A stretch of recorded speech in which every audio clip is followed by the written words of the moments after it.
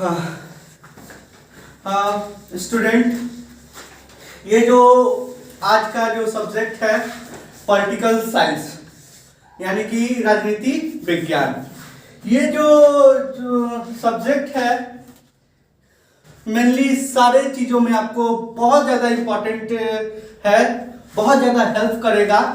कोई भी एग्ज़ाम दे दीजिए, या तो फिर एसएससी का एग्ज़ाम दे दीजिए, या तो फिर दरोगा का एग्ज़ाम दे दीजिए, या बिहार का कोई भी कॉम्पिटिटिव एग्ज़ाम, किसी भी कॉम्पिटिटिव एग्ज़ाम को लेके ये बहुत ही इम्पोर्टेंट होने वाला है। और ये मेनली ये जो वीडियो है ये क्लास 12th के लिए, क्लास 12th का फुल टाइम पॉलिटिकल साइंस का है, ठीक है। ये चैप्टर 1 से हम शुरू कर रहे हैं और हम इसमें बिल्कुल गारंटी दे रहे हैं आपको कि अगर ये वीडियो देखकर आप पढ़ कर जाएंगे, देख के जाएंगे, तो आपको बहुत मदद मिलेगा 12th क्लास के ऑब्जेक्टिव क्वेश्चन को सॉल्व करने में बिहार सेकेंडरी एग्जामिनेशन बोर्ड में।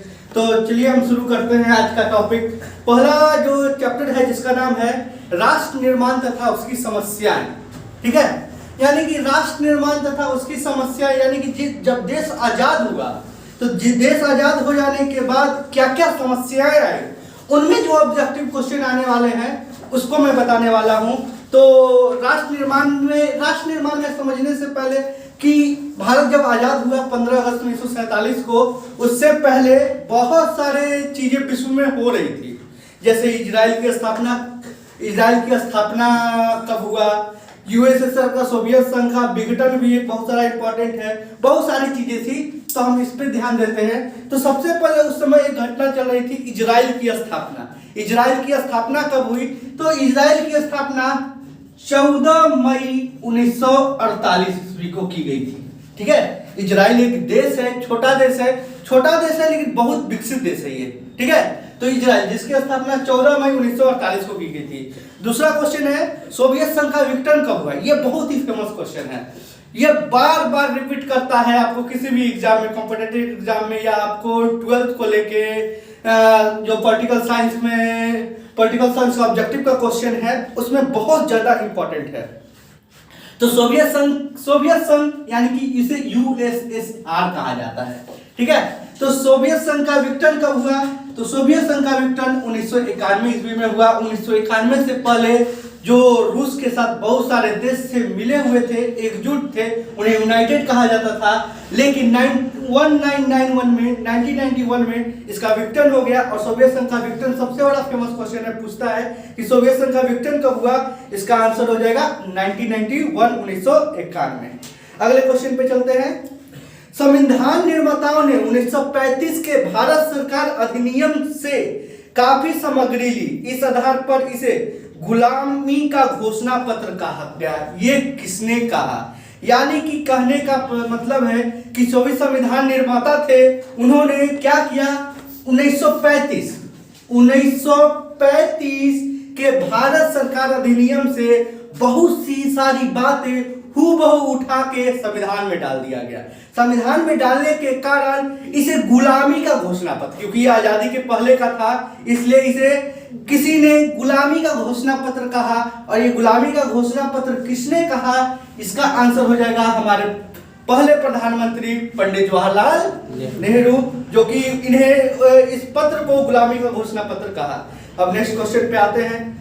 भाषा के आधार पर बनने वाला पहला राज्य। जब हमारा देश आजाद हुआ 1947 में, उस समय बहुत सारी समस्याएं आने लगी कि राज्य का बंटवारा कैसे किया जाए। तो राज्य पुनर्गठन आयोग ने बोला कि भाषा के आधार पर। किस आधार पर? भाषा के, यानी कि तमिल बोलने वाले तमिलनाडु, मराठी बोलने वाले मराठी, बंगाली बोलने वाले बंगाल, इस तरह से भाषा के आधार पर। तो भाषा के आधार पर बनने वाला पहला राज्य कौन था? तो आंध्र प्रदेश। क्या?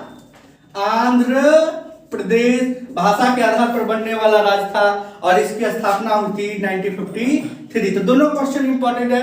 आंध्र प्रदेश राज्य कब बना? 1953 में। और भाषा के आधार पर बनने वाला पहला राज्य कौन था?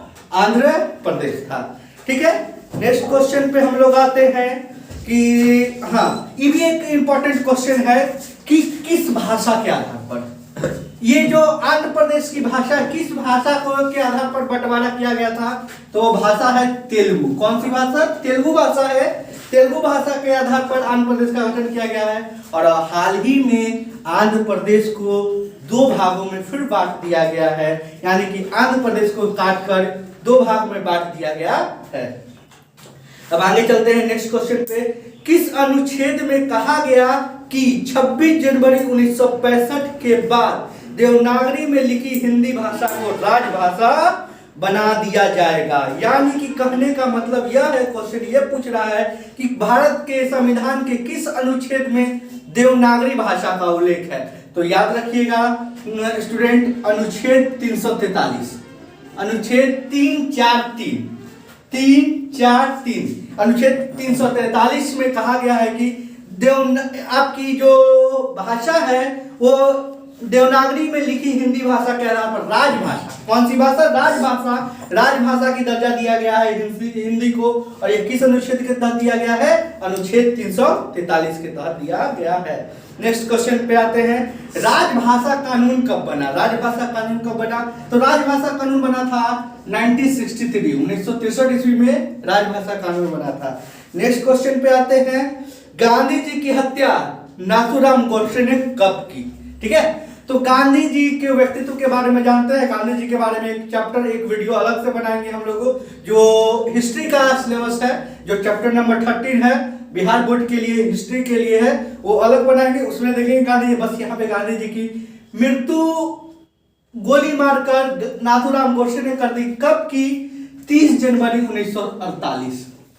30 जनवरी 1948 को नाथूराम गोडसे ने गांधी जी को गोली मार दी।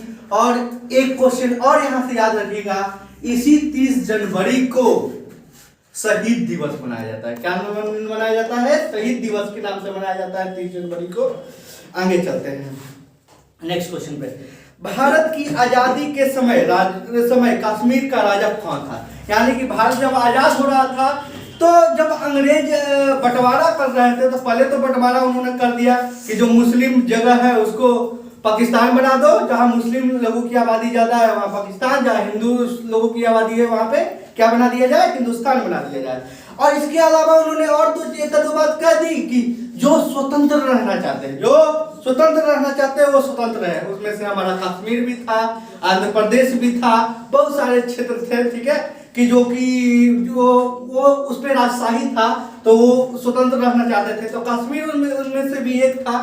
सारे को मिला लिया गया था भारत में, आंध्र प्रदेश, हैदराबाद, सबको मिला लिया गया था, लेकिन कश्मीर बच गया था। कश्मीर का राजा बोला, उस समय जो राजा थे, राजा हरि सिंह, न वो पाकिस्तान में ना जाना चाहते हैं, न हिंदुस्तान में रहना चाहते हैं, वो स्वतंत्र रहना चाहते हैं। इसके बाद पाकिस्तान ने कश्मीर पर आक्रमण कर दिया, उस पर चढ़ाई कर दी, कबीलों के द्वारा चढ़ाई कर दिया गया। तब राजा हरि सिंह ने घोषणा पत्र पर साइन किया और भारत में सम्मिलित होने का साइन कर उन्होंने किया।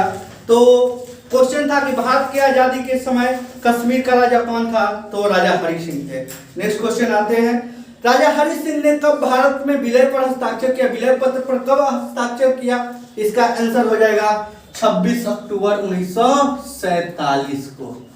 ठीक है, 26 अक्टूबर 1947 को भारत में जो कश्मीर का विलय हुआ, उस विलय पत्र पर हस्ताक्षर कब किए गए? 26 अक्टूबर 1947 को। नेक्स्ट क्वेश्चन आते हैं। जम्मू कश्मीर का संविधान कब लागू हुआ? जम्मू कश्मीर, देखो अभी से कुछ समय तक पहले तक हमारे देश का संविधान अलग था, जम्मू कश्मीर का संविधान अलग था, भारत का झंडा अलग था, जम्मू कश्मीर का झंडा अलग था। यह किसके आधार पर? क्योंकि जम्मू कश्मीर का संविधान ही अलग था और इसकी संविधान बना था 26 जनवरी 1957 को। 26 जनवरी 1957 को जम्मू कश्मीर का संविधान बना था और उन्होंने को एक खास प्रकार का दर्जा दिया गया था अनुच्छेद 370 के अनुसार। अनुच्छेद 370 के अनुसार, धारा 370, जिसे हटा लिया गया है पूरी तरह से मोदी सरकार के द्वारा। धारा अनुच्छेद 370 खत्म हो गया है और क्वेश्चन यही आएगा कि जम्मू कश्मीर का संविधान कब लागू हुआ? 26 जनवरी 1957 को।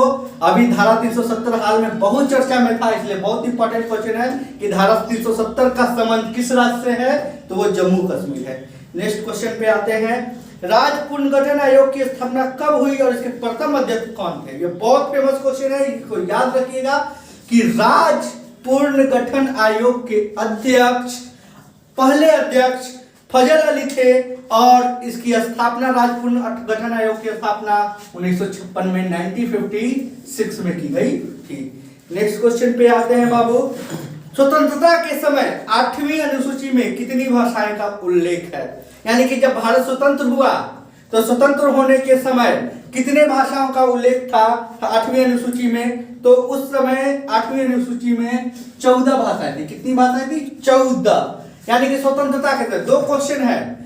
स्वतंत्रता के समय भाषा, पहला क्वेश्चन ये भी पूछ सकता है कि किस अनुसूची में भाषाओं का उल्लेख है? ऑप्शन दूसरी अनुसूची, तीसरी अनुसूची, चौथी अनुसूची, 8वीं अनुसूची। तो आंसर होगा 8वीं अनुसूची। और कितने भाषाएं हैं 8वीं अनुसूची में स्वतंत्रता के समय? तो 14 भाषाएं। लेकिन वर्तमान में भाषाओं की संख्या कितनी हो गई है? 22। यानी कि वर्तमान में बोलेगा कि 8वीं अनुसूची में कितनी भाषाएं हैं, तो आंसर हो जाएगा 22। लेकिन 8वीं अनुसूची में स्वतंत्रता के समय पूछेगा तब आंसर हो जाएगा 14। इस पे ध्यान दीजिएगा, दोनों में कंफ्यूजन मत कीजिएगा, बहुत अंतर 14 और 22 में कंफ्यूजन हो जाएगा, इसलिए इस पे ध्यान दीजिएगा। नेक्स्ट क्वेश्चन पे आते हैं, किस अनुच्छेद के तहत राज्य सरकार अपनी क्षेत्रीय भाषा को दूसरी राजभाषा का दर्जा दे सकती है? यानी कि जैसे बिहार की राजभाषा हिंदी है, इसके अलावा दूसरी राजभाषा बिहार की, याद रखिएगा, उर्दू है। क्या है? उर्दू। तो यह किस अनुच्छेद में ऐसा कहा गया क्या है कि अपने क्षेत्रीय भाषाओं को दूसरी राजभाषा का दर्जा दे सकता है? तो याद रखिएगा अनुच्छेद 345। अनुच्छेद 345 में बताया गया, जहां की अनुच्छेद 343 में बताया गया था कि हिंदी आपकी राजभाषा है, आपकी राष्ट्रभाषा है हिंदी। लेकिन अनुच्छेद 345 में बताया गया है कि प्रत्येक राज्य, महाराष्ट्र है तो मराठी, गुजरात है तो गुजराती, बंगाल है तो बंगाली, अपनी दूसरी राजकीय भाषा रख सकता है। वो किस अनुच्छेद के तहत? 345 के तहत। नेक्स्ट क्वेश्चन पे आते हैं, राज्य उत्तर पूर्वी भारत में 7 बहनों में शामिल है। ये ऑप्शन में क्वेश्चन दे देता है कि निम्नलिखित में से कौन राज्य 7 बहनों में नहीं आता है या पूर्वोत्तर भारत में नहीं आता है? तो 7 भारत जो राज्य हैं 7 बहनों में शामिल है उत्तर भारत के राज्य, वो है सिक्किम, असम, मेघालय, त्रिपुरा, मिजोरम, मणिपुर, नागालैंड। इसकी राजधानियां भी याद रखिएगा, सिक्किम का गंगटोक, असम का दिसपुर, मेघालय का शिलोंग, त्रिपुरा का अगरतला, मिजोरम का आइजोल, मणिपुर का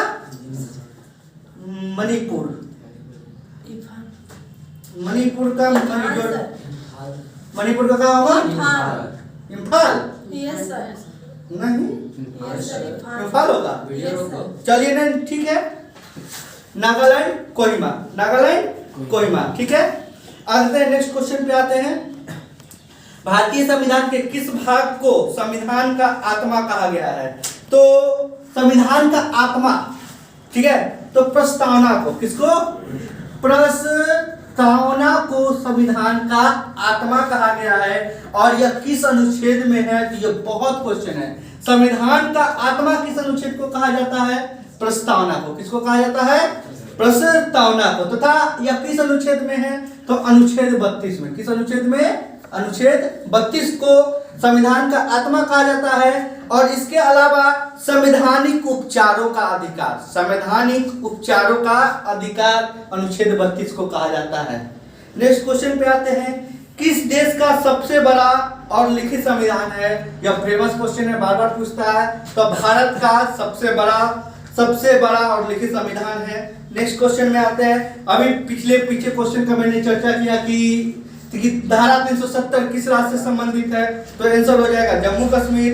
अब ये कुछ नॉर्मल क्वेश्चन है, जैसे भारत के प्रथम प्रधानमंत्री कौन थे? तो पंडित जवाहरलाल नेहरू। भारत के प्रथम राष्ट्रपति कौन थे? डॉक्टर राजेंद्र प्रसाद। भारत के प्रथम उपराष्ट्रपति कौन थे? Doctor S Radhakrishnan. वर्तमान भारत में कितने राज्य और केंद्र शासित प्रदेश हैं? ये क्वेश्चन पे थोड़ा ध्यान दीजिएगा। अभी से कुछ समय पहले तक जब जम्मू कश्मीर का बंटवारा नहीं हुआ था उस समय तक 29 राज्य थे। कितने राज्य थे? 29। लेकिन जम्मू कश्मीर को बांटकर उसे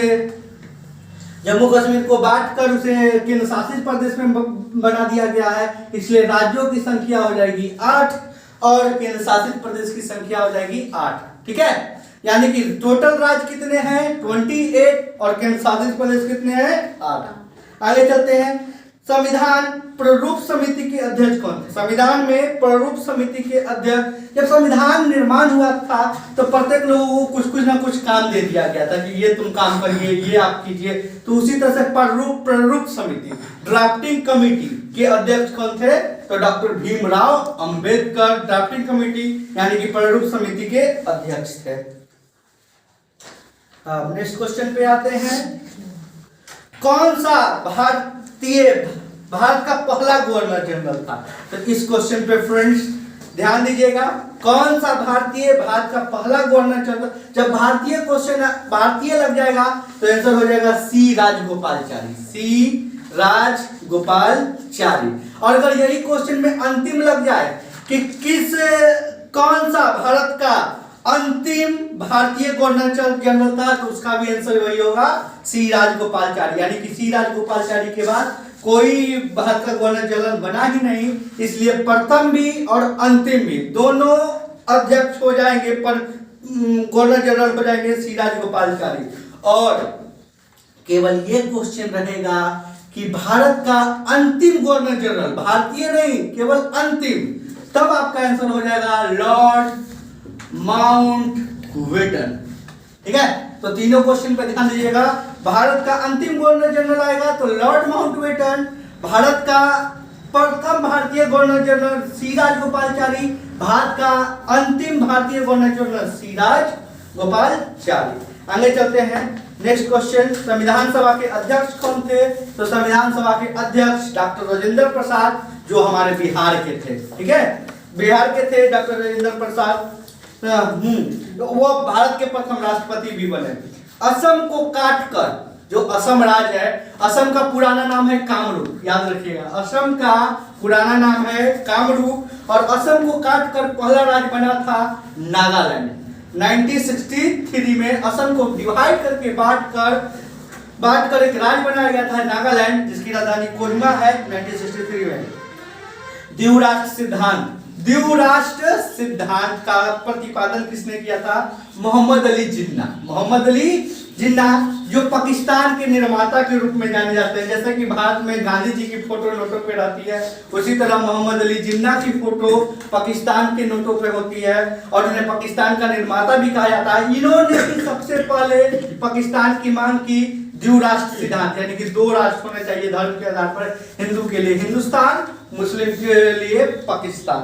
तो द्विराष्ट्र सिद्धांत का प्रतिपादन किसने किया? तो आंसर हो जाएगा मोहम्मद अली जिन्ना। नेक्स्ट क्वेश्चन आते हैं।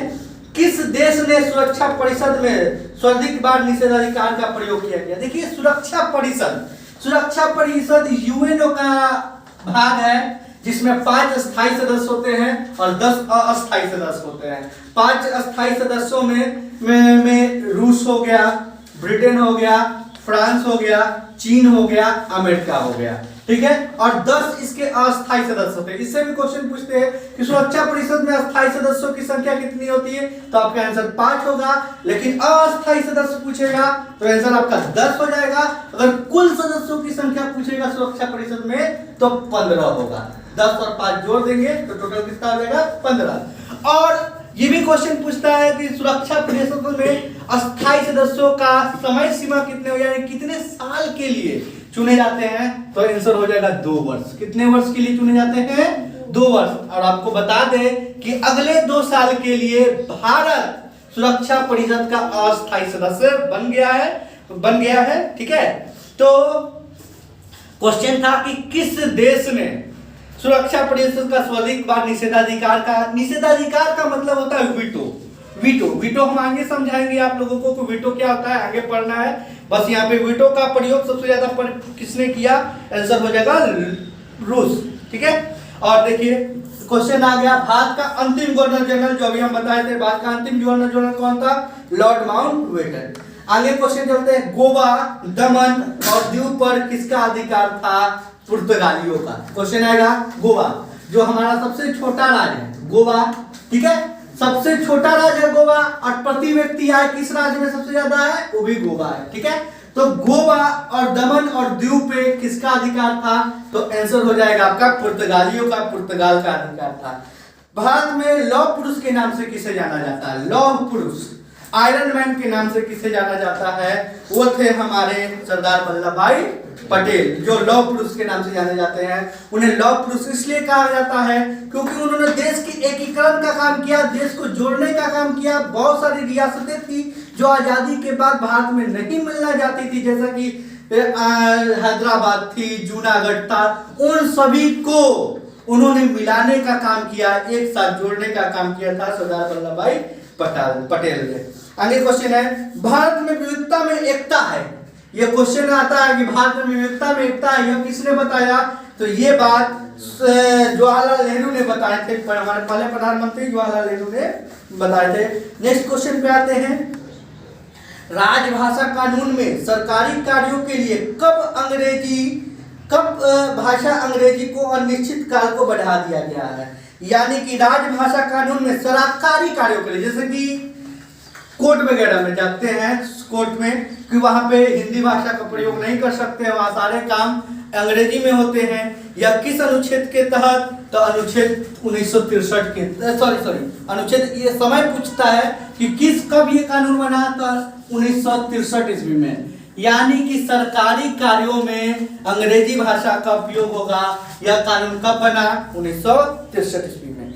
हाँ, मध्य प्रदेश को काटकर, मध्य प्रदेश जिसकी राजधानी भोपाल है, उसको भी काटकर, जैसे बिहार को काटकर झारखंड बनाया गया, ठीक है, उत्तर प्रदेश को काटकर उत्तराखंड बनाया गया, उसी तरह से मध्य प्रदेश को काटकर कौन सा राज्य बना था? छत्तीसगढ़। छत्तीसगढ़। तो एक ट्रिक है, याद रखिएगा, छौझा, छौझा, छ से छत्तीसगढ़, उ से उत्तराखंड, झा से झारखंड। छत्तीसगढ़ मध्य प्रदेश को काटकर बना, उत्तराखंड उत्तर प्रदेश को काटकर बना, और झारखंड बिहार को काटकर बना। और ये हुआ था 2001 में। 2001 में एक साथ 3 राज्यों को काटकर 3 नए राज्य बनाए गए, छत्तीसगढ़, उत्तराखंड और झारखंड, ठीक है। नेक्स्ट क्वेश्चन पर आते हैं बाबू। हाँ, जैसे कि हम लोगों ने बताया अभी कि केंद्र शासित प्रदेशों की संख्या 8 हो गई है। कितनी हो गई है? 8। इससे पहले केंद्र शासित प्रदेश 7 थे। कितने थे? 7। लेकिन जम्मू को अलग कर दिया गया और लद्दाख को अलग कर दिया गया, लद्दाख को अलग कर दिया। तो 7, 1, 8 और 1 9 टोटल केंद्र शासित प्रदेशों की संख्या तो 9 हो गई। लेकिन मैंने बताया कि केंद्र शासित प्रदेशों की संख्या 8 है। तो 8 कैसे हुई? तो दादर और नगर हवेली और दमन और दीव को मिलाकर एक कर दिया गया है। अब दादर और नगर हवेली और दमन और दीव अलग नहीं है, एक ही है, उसको मिलाकर एक कर दिया गया है। यानी कि 7 और 2 9 और -1, यानी कि केंद्र शासित प्रदेशों की संख्या कितनी हो गई? 8 हो गई। अब आगे पढ़ते हैं। अब कुछ एक क्वेश्चन है, जम्मू कश्मीर और लद्दाख को 5 अगस्त 2019 को, ये यानी कि जम्मू कश्मीर और लद्दाख जो केंद्र शासित प्रदेश बने, इसकी घोषणा कब की गई? घोषणा और लागू दोनों अलग अलग चीजें। घोषणा कब की गई है? तो घोषणा की गई है 5 अगस्त 2019 को कि जम्मू कश्मीर राज्य है, उससे जम्मू कश्मीर अलग केंद्र शासित प्रदेश होगा, लद्दाख अलग केंद्र शासित प्रदेश होगा। यह घोषणा की गई थी 5 अगस्त 2019 को। और ये लागू कब हुआ? सरदार पटेल के जन्मदिन के अवसर पर उनको गिफ्ट दिया गया। मोदी जी के द्वारा सरदार पटेल को 2019 ईस्वी में गिफ्ट दिया गया, उपहार दिया गया कि हम आपके नाम पे जम्मू कश्मीर में धारा 317 हटाते हैं और उसको केंद्र शासित प्रदेश बना देते हैं। यानी केंद्र शासित प्रदेश का मतलब ही होता है जहां केंद्र सीधे शासन करती है। पहले वहां के बहुत सारे फारूक अब्दुल्ला, महबूबा मुफ्ती थे, शासन करते थे और वो देश हित में बात नहीं करते, कश्मीरियों की बात करते हैं केवल अपने बारे में सोचते हैं, लेकिन अब जहां केंद्र सीधे शासन करेगा तो कुछ न कुछ चीजें बदलाव आएगी। आगे चलते हैं। असम को काटकर मेघालय राज्य कब बना? 1972 में। असम को काटकर मेघालय राज्य कब बना? 1972।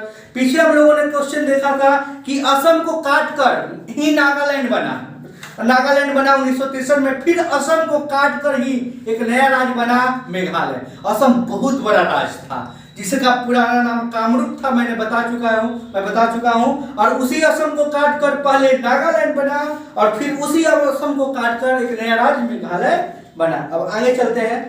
मणिपुर, मेघालय और त्रिपुरा, ठीक है, इसको ट्रिक है, याद रखिएगा। ममेत्री, म से मणिपुर, में से मेघालय, त्रि से त्रिपुरा। इन तीनों राज्यों का गठन कब हुआ? 1972 में। 1972 में, 1972 में, यानी कि भारत पाकिस्तान युद्ध के एक साल बाद 3 राज्यों का गठन हुआ, मणिपुर, मेघालय, त्रिपुरा, 1972 में। नेक्स्ट क्वेश्चन पे आते हैं। सिक्किम के बारे में बता दें कि सिक्किम पहले हमारे राज्य में शामिल, हमारे देश में शामिल नहीं था। सिक्किम 1975 के पहले दुनिया का सबसे गरीब देश था सिक्किम। और सिक्किम भारत में मिला 1975 में। 1975 में। बहुत ही सुंदर जगह है सिक्किम, बहुत ही प्रकृति से ओतप्रोत है सिक्किम। घूमने की बहुत अच्छी जगह है सिक्किम, आप लोग भी जा सकते हैं, ठीक है। सिक्किम की राजधानी गंगटोक है, ठीक है। तो सिक्किम का गठन कब हुआ? 1975 में, और भारत में मिला लिया गया सिक्किम को 1975 में। अभी हाल ही में राष्ट्रपति प्रणब मुखर्जी, हमारे स्वर्गीय राष्ट्रपति प्रणब मुखर्जी की किताब आई है जिसका नाम है द प्रेसिडेंशियल ईयर।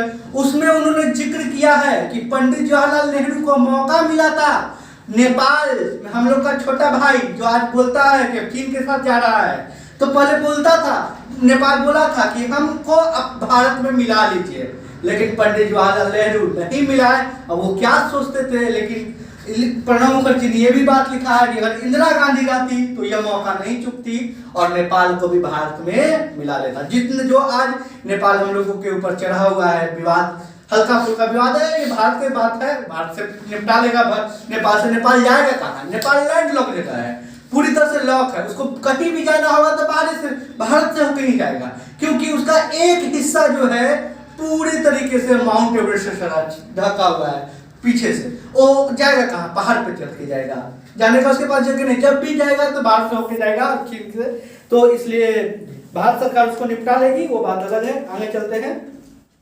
हाँ, मिजोरम, अरुणाचल प्रदेश और गोवा, तो इसके लिए भी ट्रिक है। जैसे मैंने छौझा बताया, ममेत्री बताया, उसी तरह से ये ट्रिक याद रखिएगा। मियागो का मतलब है कि मिजोरम, अरुणाचल प्रदेश, गोवा, इन तीनों राज्यों का गठन कब हुआ? 1987 में। क्वेश्चन कैसे पढ़ेगा? क्वेश्चन गोवा का गठन कब हुआ, यही क्वेश्चन है। मियागो तियागो कुछ नहीं आएगा, सिर्फ गोवा का गठन कब हुआ? 1987। अरुणाचल प्रदेश का गठन कब हुआ? 1987। मिजोरम का गठन कब हुआ? 1987। तो उसके लिए हमने ट्रिक बना दिया है मियागो, मिजोरम, अरुणाचल प्रदेश और गोवा। ममेत्री 1972 में, मणिपुर, मेघालय, त्रिपुरा। छौझा छत्तीसगढ़, उत्तराखंड, झारखंड 2001। ये ट्रिक है कुछ, ठीक है। आगे चलते हैं। सॉरी एक चीज गलत हो गया है थोड़ा सा, ठीक है। तो छत्तीसगढ़, उत्तराखंड और झारखंड जो बना था 2001 में नहीं, सॉरी 2000 में हुआ था ये, ठीक है। 2000 ईस्वी में हुआ था, इसको माइंड कर लीजिएगा, नोट कर लीजिएगा थोड़ा सा। हाँ, आगे चलते हैं। हाँ, ये एक चैप्टर आपका पॉलिटिकल साइंस का पूरी तरह से जो राष्ट्र निर्माण तथा उसकी समस्याएं हैं, इससे ज्यादा क्वेश्चन नहीं आने वाला है। बहुत सारे प्रश्न हैं इसमें और इससे ज्यादा क्वेश्चन नहीं आएगा। अब दूसरे चैप्टर पे चलते हैं, एक दलीय प्रभुत्व का दौर। दूसरा चैप्टर जो है आपका पॉलिटिकल साइंस का, एक दलीय प्रभुत्व का दौर, यानी कि एक दल, उस समय एक ही दल था जो कि क्या कौन था? कांग्रेस कांग्रेस। एक दल था जिसका नाम था कांग्रेस, जो कि उसी का दौर चल रहा था। 1952 में पहली आम सभा चुनाव हुई जिसमें प्रधानमंत्री पंडित जवाहरलाल नेहरू बने। 57 में फिर चुनाव होता है, फिर पंडित जवाहरलाल नेहरू बनते हैं। 1962 में फिर चुनाव होता है, फिर पंडित जवाहरलाल नेहरू बनते हैं प्रधानमंत्री। फिर पंडित जवाहरलाल नेहरू की मृत्यु हो जाती है, तब प्रधानमंत्री बनते हैं लाल बहादुर शास्त्री, जो भी कांग्रेस से रिलेटेड थे। और क्या कहानी थी, कुछ विवाद भी था, वो उस बाद में आपको दर्शाएंगे, समझाएंगे। फिर अभी समझ लेते हैं था। फिर लाल बहादुर शास्त्री का भी ताशकंद में विदेश में मृत्यु हो जाती है आकस्मिक तरीके से। क्या कारण है आज भी पता नहीं चल पाया किस कारण से, क्योंकि उनके शरीर का पोस्टमार्टम ही नहीं किया गया कि किस कारण से उनकी मौत हो गई। विष दे दिया, हार्ट अटैक आया, क्या आया कुछ नहीं पता। ठीक है, तो 1952, 57, 62 फिर लाल बहादुर शास्त्री की मृत्यु हो जाती है। तब फिर नए प्रधानमंत्री आते हैं, आते नहीं है, आती हैं, क्योंकि पहली महिला प्रधानमंत्री बनती है श्रीमती इंदिरा गांधी। तो एक समय था जिसमें सिर्फ कांग्रेस का ही समय चलता था, कांग्रेस के ही प्रधानमंत्री होते थे, कोई अगल बगल कोई पार्टियां नहीं थी। वही चैप्टर का नाम है एक दलीय प्रभुत्व का दौर, उस पे आते हैं। हाँ, तो उसके पहले कुछ है, उसको देख लेते हैं। क्वेश्चन, भारत का संविधान अंगीकृत कब हुआ? जब ये क्वेश्चन आएगा कि भारत का संविधान कब अंगीकृत हुआ, तो आंसर होगा 26 नवंबर 1949 में। यानी कि 26 नवंबर 1949 को भारत का संविधान अंगीकृत किया गया। अंगीकृत का मतलब समझ जाइए आप लोग, अंगीकृत होता क्या है, बहुत सारे लोगों को अंगीकृत समझ, यानी कि संविधान लागू होने से पहले ही पूरी तरह से 26 नवंबर 1949 को बनकर तैयार हो गया था, लेकिन हम उस दिन लागू नहीं कर रहे हैं। लेकिन कुछ भाग उसके उसी दिन लागू कर दिए गए 26 नवंबर 1949 को। तो इसलिए कहा जाता है हमारा संविधान कब अंगीकृत हुआ, कब अंग बन गया, अंगीकृत हुआ तो 26 नवंबर 1949। अब ये क्वेश्चन आएगा कि पूर्ण रूप से भारत का संविधान कब लागू हुआ, तो ये आंसर होगा 26 जनवरी 1950। अगले क्वेश्चन पर आते हैं, भारत का पहला आम चुनाव कब हुआ, तो 1952 ईस्वी में। भारत का पहला आम चुनाव कब हुआ, 1952 ईस्वी में। नेक्स्ट क्वेश्चन पे आते हैं। अभी अमेरिका में चुनाव हुआ था, अमेरिका में दो ही पार्टी है, ठीक है, और यहाँ भारत में तो भरी पार्टियां है। जहां कुछ विवाद हुआ नई पार्टी, कुछ हल्का फुल्का लड़ाई हुआ अपना नया पार्टी बना लेता है। तो भारत में ये आजादी है कि कोई भी पार्टी बना सकता है, चुनाव लड़ सकता है, लेकिन अमेरिका में ऐसी आजादी नहीं है। वहां पर दो पार्टी है, डेमोक्रेटिक पार्टी, रिपब्लिकन पार्टी। किस देश से संबंधित है, तो अमेरिका। ठीक है, डेमोक्रेटिक पार्टी और रिपब्लिकन पार्टी किस देश से संबंधित है, तो अमेरिका। तो डेमोक्रेटिक पार्टी, क्वेश्चन कैसे पूछेगा कि डेमोक्रेटिक पार्टी किस देश से संबंधित है, अमेरिका से। रिपब्लिकन पार्टी किस देश से संबंधित है, तो अमेरिका से। उसी तरह से ब्रिटेन में ही दो पार्टियां हैं, लेबर पार्टी और कंजर्वेटिव पार्टी। क्वेश्चन पूछेगा लेबर पार्टी किससे संबंधित है, तो आप ब्रिटेन मारिएगा। कंजर्वेटिव पार्टी किससे संबंधित है, तो ब्रिटेन से। नेक्स्ट क्वेश्चन पे आते हैं, भारतीय राष्ट्रीय Congress INC, Indian national Congress की स्थापना कब की गई थी, तो 1885 में, 1885 ईस्वी में। भारतीय राष्ट्रीय कांग्रेस की स्थापना 1885 ईस्वी में की गई थी, और यह स्थापना करने वाले थे A.O. ह्यूम। भारतीय राष्ट्रीय कांग्रेस की स्थापना A.O. ह्यूम ने किए थे, और इसके प्रथम अध्यक्ष, भारतीय राष्ट्रीय कांग्रेस के प्रथम अध्यक्ष थे उमेश चंद्र बनर्जी, WC बनर्जी, उमेश चंद्र बनर्जी। तीनों क्वेश्चन इंपॉर्टेंट है कि भारतीय राष्ट्रीय कांग्रेस की स्थापना कब हुई, 1885। भारतीय राष्ट्रीय कांग्रेस की स्थापना किसने की, A.O. ह्यूम। और भारतीय राष्ट्रीय कांग्रेस के प्रथम अध्यक्ष कौन थे, WC बनर्जी, उमेश चंद्र बनर्जी। भारतीय राष्ट्रीय कांग्रेस की स्थापना एक अंग्रेज कर रहा है, O. ह्यूम।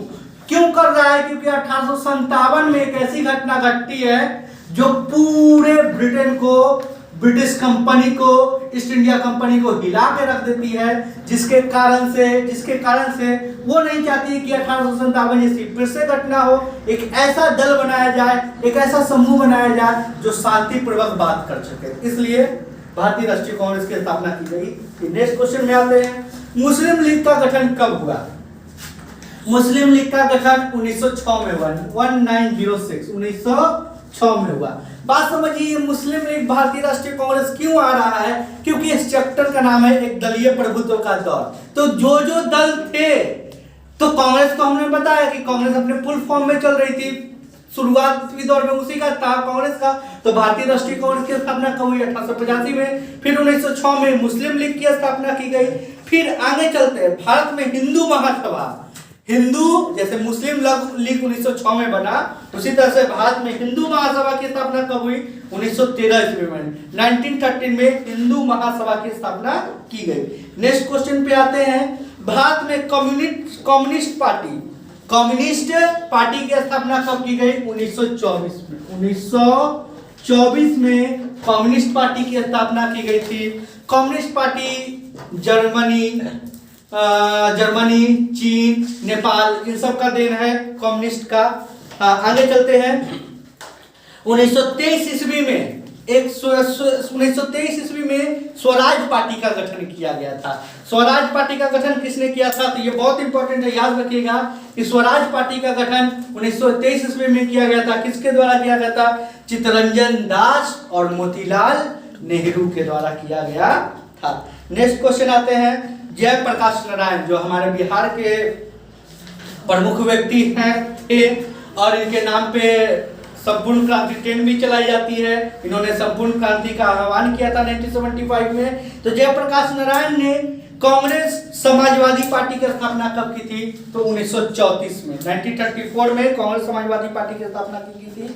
आगे आते हैं, 1945 के चुनाव में मुस्लिम लीग को कहां सरकार बनाने का अवसर मिला? ये क्वेश्चन इंपॉर्टेंट है कि 1945 में जो चुनाव हुआ था, उस समय मुस्लिम लीग को कहां सरकार बनाने का मौका मिला? तो बंगाल और सिंध में। बंगाल और सिंध में उसको सरकार बनाने का मौका मिला था।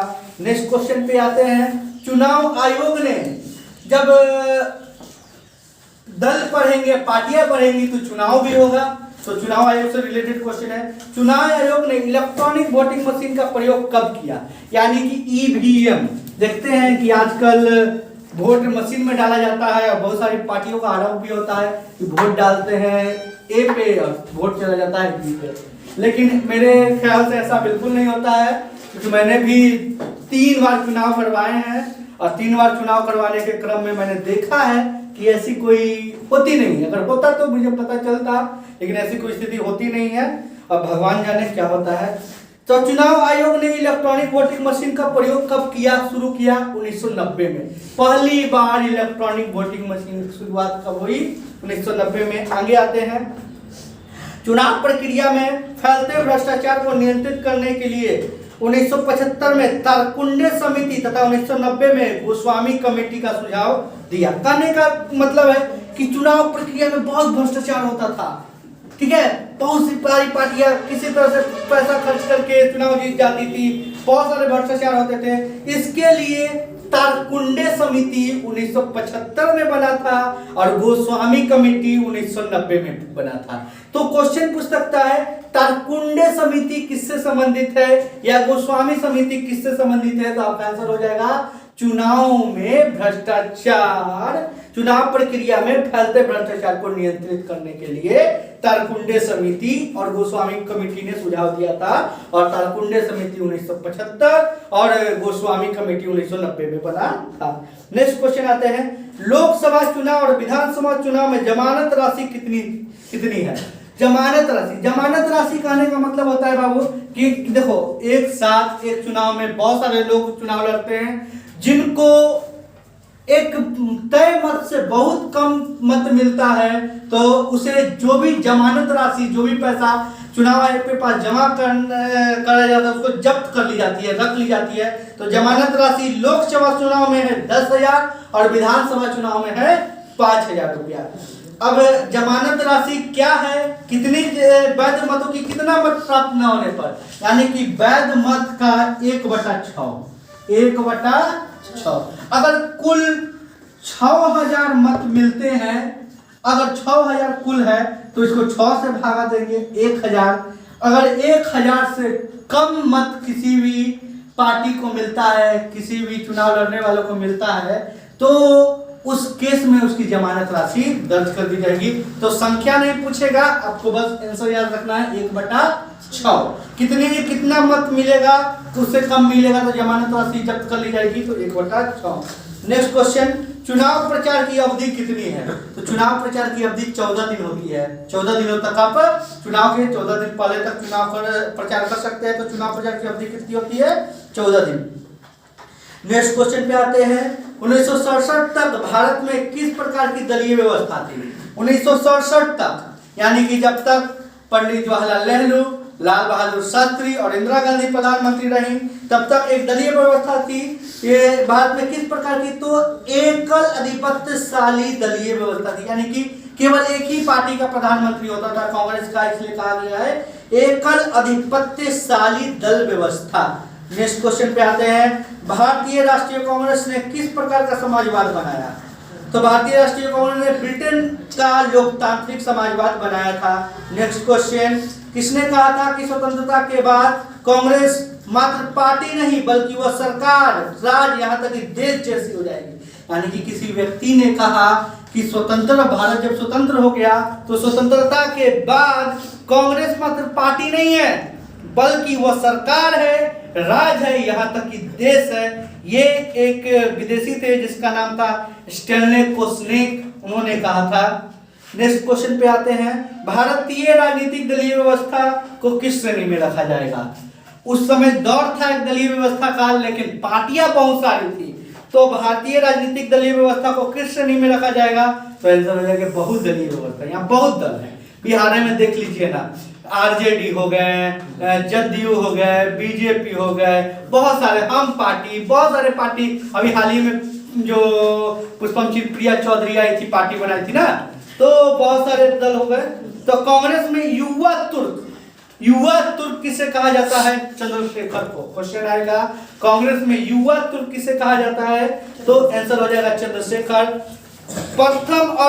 प्रथम गैर कांग्रेसी प्रधानमंत्री, कहने का मतलब है कि पहली बार भारत में कांग्रेस को छोड़कर कोई दूसरे दल का गैर कांग्रेसी प्रधानमंत्री बना, वो थे हमारे मोरारजी देसाई आंसर हो जाएगा। नेक्स्ट क्वेश्चन पे आते हैं, 5 सूत्री कार्यक्रम की शुरुआत किसने की थी? 5 सूत्री कार्यक्रम कहने का मतलब है कि पंडित जवाहरलाल नेहरू ने 5 सूत्र दिए थे, तो 5 सूत्री कार्यक्रम का शुरुआत किसने की? तो पंडित जवाहरलाल नेहरू। नेक्स्ट क्वेश्चन पे आते हैं, तो सीमांत गांधी किसे कहा जाता है? तो खान अब्दुल गफ्फार का। सीमांत गांधी कहने का मतलब है कि सीमा के अंत पे, यानी कि गांधी तो हमारे गांधी जी है ही, सीमांत गांधी जैसा व्यक्तित्व ही सीमा के अंत पे कौन है? सीमांत गांधी कौन है? अब्दुल गफ्फार खान, तो याद रखिएगा। नेक्स्ट क्वेश्चन पे आते हैं, भारत के प्रथम शिक्षा मंत्री, क्वेश्चन इंपॉर्टेंट है, भारत के प्रथम शिक्षा मंत्री कौन है? अबुल कलाम आजाद। नेक्स्ट क्वेश्चन पे आते हैं, आजाद भारत का प्रथम विदेश मंत्री, जब देश आजाद हुआ उस समय प्रथम विदेश मंत्री का पद पंडित जवाहरलाल नेहरू ने अपने पास रखा, और प्रथम विदेश मंत्री पंडित जवाहरलाल नेहरू ही थे। नेक्स्ट क्वेश्चन पे आते हैं, जनता पार्टी की स्थापना कब हुई? जनता पार्टी 1977 में बना। जनता पार्टी 1977 में बना, और यही जनता पार्टी बाद में अभी वर्तमान की भारतीय जनता पार्टी बन जाती है। तो जनता पहले ये बीजेपी जनता पार्टी था और बाद में भारतीय जनता पार्टी बन जाती है। नेक्स्ट क्वेश्चन पे आते हैं, राजनीतिक दलों का चुनाव चिन्ह किसके द्वारा आवंटित किया जाता है? जो भी चुनाव चिन्ह देते हैं, जैसे झाड़ू छाप, कमल छाप, पंजा छाप, यह किसके द्वारा? तो चुनाव आयोग द्वारा दिया जाता है। अब ये क्वेश्चन इंपॉर्टेंट है करंट के व्यू से, भारत में वर्तमान चुनाव आयुक्त कौन है? तो सुनील अरोड़ा। भारत के वर्तमान चुनाव आयुक्त है सुनील अरोड़ा। और चुनाव आयुक्त से ही क्वेश्चन आएंगे, भारत के प्रथम चुनाव आयुक्त कौन है? पहली बार चुनाव आयुक्त कौन बने थे? तो आंसर हो जाएगा सुकुमार सेन भारत के प्रथम चुनाव आयुक्त थे। नेक्स्ट क्वेश्चन आते हैं, भारत में चुनाव आयोग की स्थापना कब की गई थी? ये भी क्वेश्चन पूछ सकता है। तो 1950 में, जनवरी 1950 में चुनाव आयोग का स्थापना की गई थी। नेक्स्ट क्वेश्चन, गरीबी हटाओ का नारा किसने दिया? इंदिरा गांधी। गरीबी हटाओ का नारा किसने दिया? इंदिरा गांधी। जब विपक्षी दल इंदिरा हटाओ का नारा दे रही थी, इंदिरा हटाओ रिमूव इंदिरा का नारा दे रहा था, उसी समय इंदिरा गांधी ने गरीबी हटाओ का नारा दिया। नेक्स्ट क्वेश्चन पे आते हैं। देश में आंतरिक आपातकाल कब लगा? यानी कि देश में आंतरिक आपातकाल कब लगा? ये इंदिरा गांधी का सबसे काला समय था जब आपातकाल लगा। तो आंसर याद रखिएगा, आंतरिक व्यवस्था के कारण आपातकाल एक ही बार लगा है, 1975 में, 1975। आपातकाल क्या होता है, कैसे होता है, कौन लगाता है, कब होगा, ये सारी चीजें आगे आप लोगों को बताएंगे नेक्स्ट वीडियो में। हाँ, नेक्स्ट क्वेश्चन। भारतीय कम्युनिस्ट पार्टी या साम्यवादी के संस्थापक कौन थे? जो कम्युनिस्ट पार्टी थी जो बनी थी उसके संस्थापक कौन थे? S.A. डांगे भारतीय कम्युनिस्ट पार्टी के संस्थापक थे। भारतीय जनसंघ के संस्थापक कौन थे? तो श्यामा प्रसाद मुखर्जी। भारतीय जनसंघ के संस्थापक श्यामा प्रसाद मुखर्जी थे। स्वतंत्र पार्टी के संस्थापक कौन थे? तो सी राजगोपालचारी। स्वतंत्र पार्टी के संस्थापक सी राजगोपालचारी थे। बहुजन पार्टी का चुनाव चिन्ह क्या है? तो बहुजन पार्टी उत्तर प्रदेश की पार्टी है जिसके वर्तमान अध्यक्ष मायावती है, उनका चुनाव चिन्ह हाथी है। समाजवादी पार्टी भी उत्तर प्रदेश की है जिसका चुनाव चिन्ह साइकिल है। जनता दल यूनाइटेड हमारे बिहार के मुख्यमंत्री नीतीश कुमार की पार्टी है जिसका चुनाव चिन्ह तीर है। कांग्रेस का चुनाव चिन्ह पंजा कब हुआ? पंजा, इससे पहले कांग्रेस का चुनाव चिन्ह अलग अलग होता था, कभी बैलगाड़ी कभी बैल, इस तरह से था। कांग्रेस का चुनाव चिन्ह पंजा कब बना? तो 1978 में, 1978 में। और एक राज्य है तेलंगाना जो कि आंध्र प्रदेश के काट कर बना है, वो कब बना? वो 2014 में बना था। तेलंगाना राज्य का गठन कब हुआ? 2014 में। इस प्रकार 2 चैप्टर का पॉलिटिकल साइंस का क्वेश्चन ऑब्जेक्टिव क्वेश्चन खत्म होता है। समय का बहुत अभाव है जिसके कारण से आज हम बंद कर रहे हैं। तो अगर आपको अच्छा लगेगा तो प्लीज़ इसको लाइक जरूर कीजिएगा। Thank you.